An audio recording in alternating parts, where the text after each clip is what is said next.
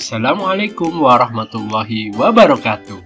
Hai teman-teman, semangat pagi. Selalu semangat belajar dari rumah ya. Hari ini kita akan belajar materi pembelajaran tema 4, subtema 1, pembelajaran yang ketiga. Kali ini kita akan ditemani oleh Upin dan Ipin. Yuk langsung saja kita simak. Tujuan pembelajaran yang akan kita capai adalah sebagai berikut. Nah, kalian perhatikan gambar dan teks yang ada di layar ya. Warga masyarakat di tempat tinggal Benny sedang melakukan kerja bakti. Mereka bekerja bakti membersihkan lingkungan. Semua warga masyarakat ikut dalam kegiatan kerja bakti, termasuk Benny.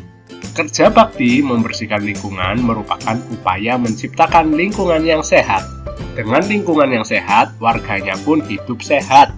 Semua warga harus mengikuti kerja bakti, karena kerja bakti merupakan kewajiban sekaligus tanggung jawab setiap warga masyarakat.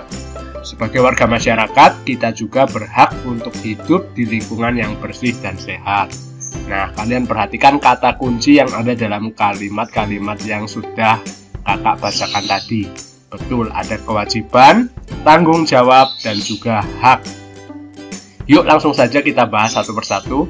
Yang pertama, kita akan membahas tentang apa yang dimaksud kewajiban, hak, dan tanggung jawab. Nah, apa itu kewajiban?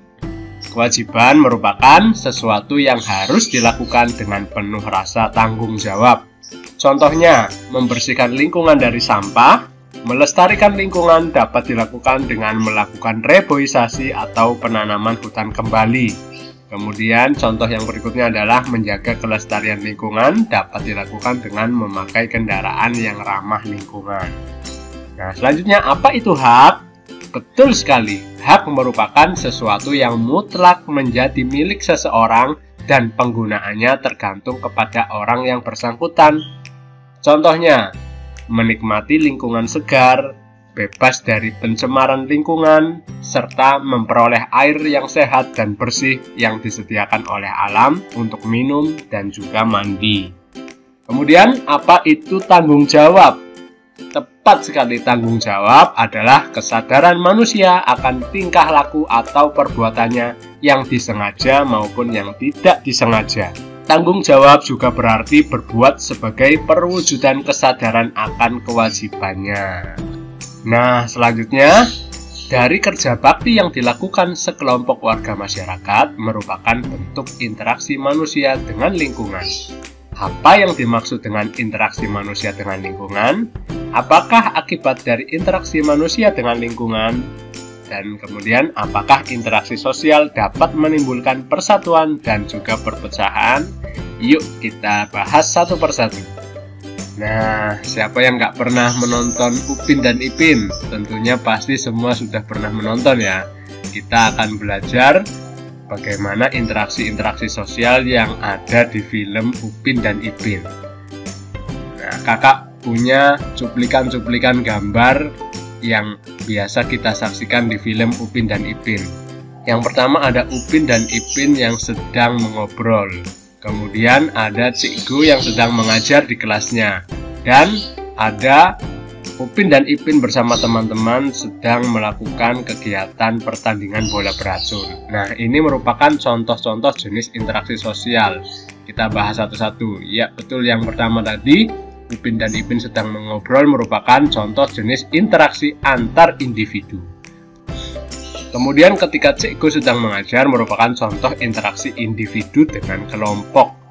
Dan yang selanjutnya ketika ada dua kelompok yang sedang bertanding, contohnya di sini tadi pertandingan bola beracun merupakan contoh interaksi kelompok dengan kelompok. Dari interaksi sosial itu ada yang mengarah ke persatuan.